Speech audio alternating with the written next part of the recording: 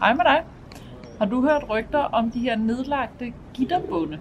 Det er en fladedækkende broderiteknik, som kan varieres i hvad der føles som al uendelighed.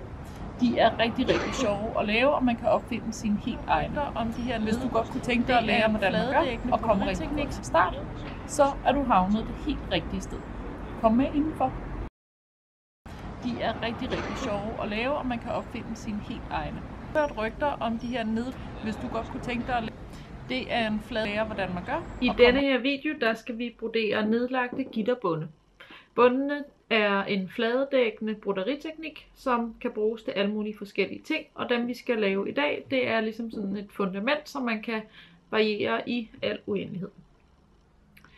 Bundene er typisk brugt inde i andet broderi, så det vil sige, at de dækker en flade et eller andet sted motivet, og så ligger resten af dit motiv udenom. Men de kan også stå helt alene og se rigtig flotte ud, når de bare står helt skarpe med deres lange nedlagte tråde. Bundene de kan broderes med hvad som helst på hvad som helst, og specielt hvis man kombinerer forskellige materialer som uld og silke, så giver man en hel masse liv til de her bunde. Lad os prøve at kigge på dem. Bundene kan puttes i en hvilken som helst form. Men i denne her video, der vil vi forsøge os først med en firkantet, og derefter med en rund form. Når vi broderer bunde, så broderer vi altid med ramme. De sting, vi skal lægge i gittersystemet, de er nemlig så lange, at det vil blive rigtig besværligt at holde styr på trådene og sørge for, at det bliver pænt og jævnt, hvis ikke vi bruger rammen. Når du vælger din ramme, så skal du sørge for, at hele din bund kan være inde i rammen samtidig.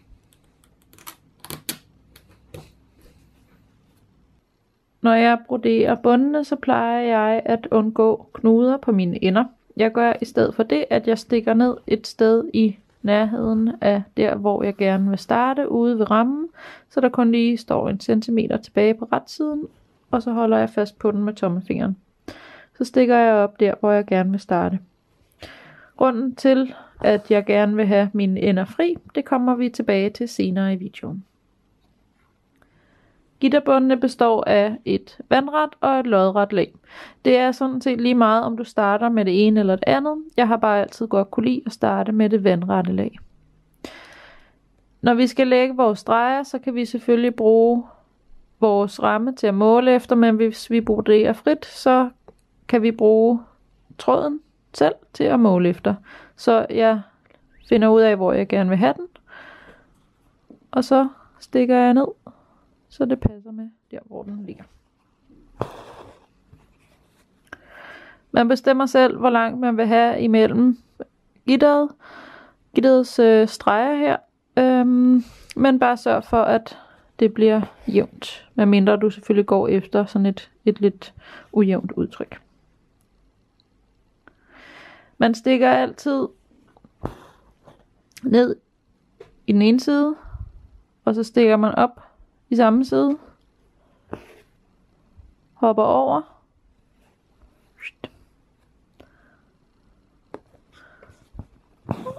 på den anden side, og stikker op i den side også.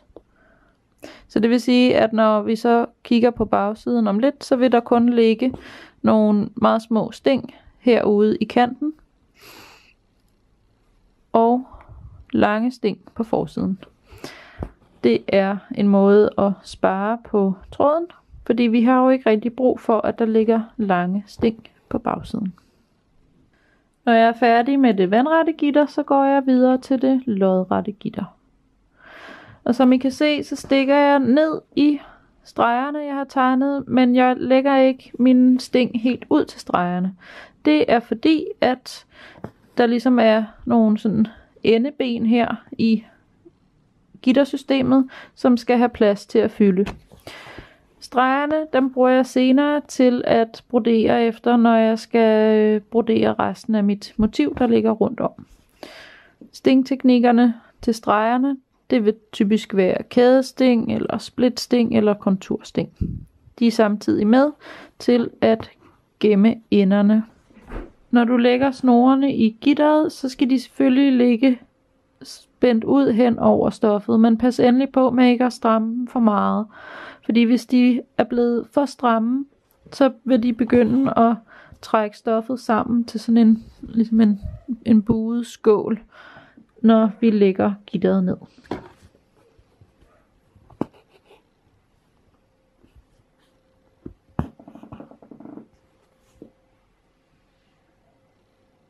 Nu skal vi lægge gitteret ned, og til det har jeg bestemt mig for at bruge 3 tråde grøn amagergarn. Og på den tynde tråd her, der laver jeg bare en helt almindelig bussemandsknude i enden. Vi skal lægge gitteret ned der, hvor stregerne møder hinanden. Så herhen over skal vi lave et lille korsting. Jeg plejer at gøre det, at jeg stikker op nede i venstre hjørne. Stikker ned oppe i højre hjørne. Stikker op igen oppe i venstre hjørne. Og stikker ned igen nede i højre hjørne. Sådan.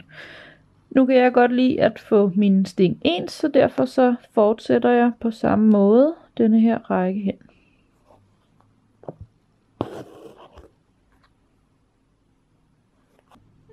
Når du lægger korsstingene, så skal du være opmærksom på, at dine gitterstreger ligger sådan, som du gerne vil have dem. Hvis de er blevet en lille smule skæve, da du lagde dem, så kan man lige rette dem til, så de ligger der, hvor man gerne vil have dem. Men selvom man retter dem til, inden man begynder på korsstingene, så har de det med at begynde at forskyde sig lidt, når man broderer sin nedlægningssting. Så hold derfor hele tiden øje med, at hele gitteret ligger som det skal, fordi man kan godt glemme det lidt i sin iver, og så lige pludselig så har man en linje, som ligger og kører helt skævt derudad. Så har jeg arbejdet den første linje færdig. Man broderer hvert korssting færdig, inden man hopper videre til det næste. Når jeg nu skal ned på den næste linje, så kommer jeg jo til at køre i den modsatte retning. Så for at sørge for, at alle mine korssting bliver ens, det vil sige, at det nederste sting ligger fra nederste venstre hjørne til øverste højre hjørne, så kommer jeg til at starte modsat denne her gang. Så jeg stikker op i øverste højre hjørne, stikker ned i nederste venstre hjørne, stikker op i nederste højre hjørne, og ned igen i øverste venstre hjørne, og fnullerbas, så stikker jeg op igen i øverste højre hjørne, og så kører jeg derudad. Og så kører man i sådan et slangemønster, hvor man skiftevis arbejder korsstingene på den ene og den anden måde, indtil man når til enden.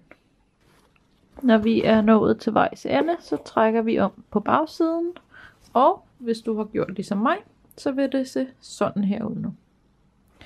Den grønne tråd, den plejer jeg at hæfte med en syet knude. Men man kan også bare gøre det, at man stikker ned under stingene her omme på bagsiden. Det kan også være en god idé at gøre begge dele, så er man helt sikker på, at enden er hæftet ordentligt.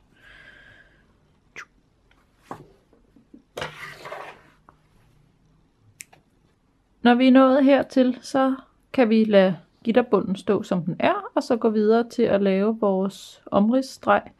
Men vi kan også lege lidt med den og udfylde noget mere. Lad os kigge på nogle forskellige muligheder. En måde at udfylde sit grundgitter på, det kan være med enkeltstående kædesting. Her der har jeg udfyldt alle felterne, men man kan også vælge at lade nogle af dem stå fri. De ligger i små klaser af 4, så de her 4, de har alle sammen udgangspunkt i nærheden af det her korssting. Og så har jeg så lagt små fritstående stikkesting inde i selve kædestinget. Man kan også vælge at lægge endnu et gitter ovenpå, bare for skudt, så det udfylder de tomme felter i det første gitter. Så her der har jeg lagt et hvidt gitter først, ligesom vi gjorde, og så bagefter så har jeg så lagt et rødt gitter ovenpå, som er nedlagt med små hvide korssten. Her kan man se, hvordan det ser ud, når gitterbundene står helt alene, uden omrids eller broderi rundt om. Det her gitter er brunt, og så har jeg lagt det ned med kun halve korssten, hvor jeg har varieret retningen på korsstenene, som man kan se her. Til sidst har jeg så lagt store kryds henover. Man syr dem ligesom korsstenene. De ligger bare på den anden led, men hvis vi lige drejer den sådan her, så kan man se, at det faktisk er korssten. De er bare meget lange og ligger og fylder. På den runde gitterbund her, der har jeg bestemt mig for, at jeg gerne vil have, at gitteret ligger på skroven. Så jeg har gjort det, at jeg har foldet mit stof, så jeg har kunne finde midten og midten. Og så har jeg så taget en 45 graders vinkel og markeret med en lille dut der og der. Så har jeg noget at gå efter. Man kan også gøre det på øjemål. Men hvis man gerne vil have den meget perfekt, så er det en god idé at bruge en vinkellineal. Og ellers så går man bare til den, ligesom med det firkantede gittersystem. Det kan være rart at vende den ramme, så gitteret ligger lodret og vandret. Det kan være lidt nemmere at på øjemål få gitteret lige på den måde.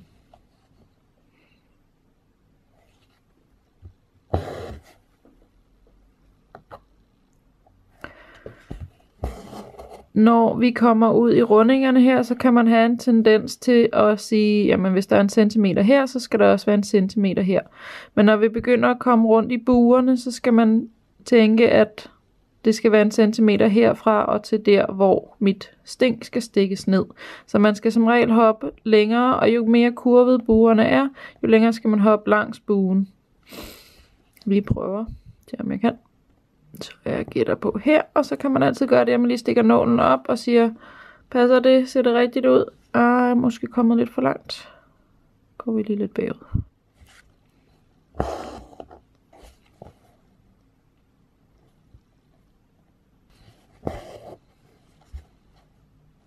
Til jer hurtige derude, så lagde I måske mærke til, at jeg den her gang startede i midten af min cirkel. Og det er simpelthen fordi, at det kan være rigtig svært at fremme den rigtige vinkel, hvis man starter nede i bunden. Jo mere uregerlig formen er, og jo kortere det første sting er, jo sværere er det at finde den rigtige vinkel til ens gitter. Så start i midten, i stedet for at få en god pejlepind. Hvis man har svært ved det der med øjemål, så kan man selvfølgelig også måle stregerne op på forhånd og sætte nogle små mærker herude i siden, der hvor man gerne vil have, at de skal starte.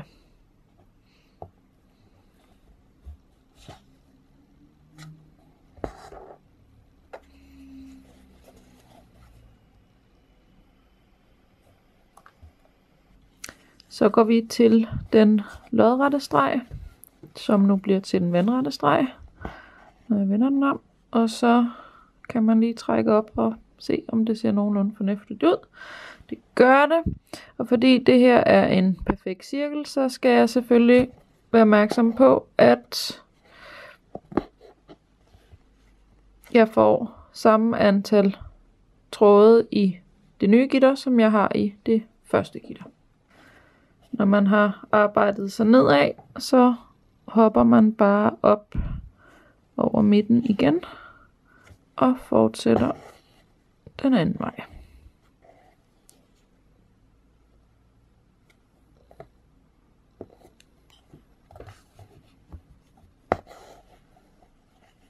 Nu skal vi lægge det runde gitter ned, og til det her, der har jeg besluttet mig for at lave nogle ret lange korssting. Jeg broderer med en hvid tråd, så det er hvidt på hvidt, for at se hvad det kan. Og nu er de så store, de her korssting, så dem kan jeg faktisk godt tage i et hug, det ene af stingene i hvert fald.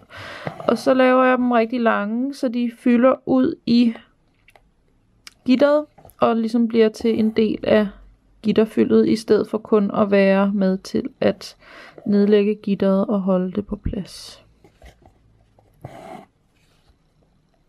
Når vores bund er ved at være færdig her, så skal vi have de løse ender i spil. Her kan vi nemlig bruge dem til at løsne op, hvis nogle af gitterets streger er blevet lidt for stramme eller lidt for løse, så kan man justere dem. Men man kan også gøre det, at man kan udfylde huller. Til meget ujævne former, så kan det være lidt svært at lure, om man har fået fyldt sit gitter ud, som det skal være. Så der kan man gøre det, at man så på bagsiden selvfølgelig hopper derhen, hvor man tænker, der skal lidt mere fyld i. Og så kan man lige bruge sin løse ende her til at udfylde det hul, der mangler. Hvis bunden er, som du gerne vil have den, så går du bare om på bagsiden, og så plejer jeg faktisk bare med de store tråde at køre ind under de lange sting. Man kan også lave en syet knude, hvis man gerne vil det.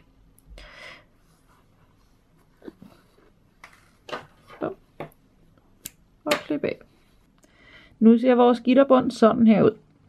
Jeg har lavet et lille eksperiment og forsøgt mig med at på denne her halvdel lave korsstængene så ens som muligt, hvor på denne her halvdel så har jeg lavet dem forskellige størrelser, så det ligesom giver noget lidt mere liv. Hvis jeg skulle lave en, tænker jeg, at den her kunne bruges rigtig fint til en måne i et månelandskab, nattelandskab, så vil jeg nok køre med de her forskellige arter, så det giver sådan lidt liv og lidt spragl. Det var, hvad jeg havde at sige om gitterbundene. Jeg håber, du får en hel masse sjov og ballade med at eksperimentere med broderiteknikken. Hvis du har kommentarer eller spørgsmål eller tilføjelser, så husk endelig at skrive dem ned i kommentarfeltet, så svarer jeg så godt som muligt. Du kan abonnere her på kanalen, hvis du gerne vil høre mere om gitterbundene, fordi i løbet af næste år kommer der en masse flere af dem. Der er nemlig rigtig mange forskellige typer. Den nedlagte gitter er kun en af dem. Du kan følge mig på Instagram og Facebook, hvis du gerne vil se, hvad jeg ellers render og laver, og så kan du snolde broderikits og andre lækre ting i min lille webshop, som du finder på min hjemmeside. Links til alle de her ting, det finder du nede i videobeskrivelsen. Indtil vi ses næste gang, rigtig god fornøjelse og rigtig god hygge.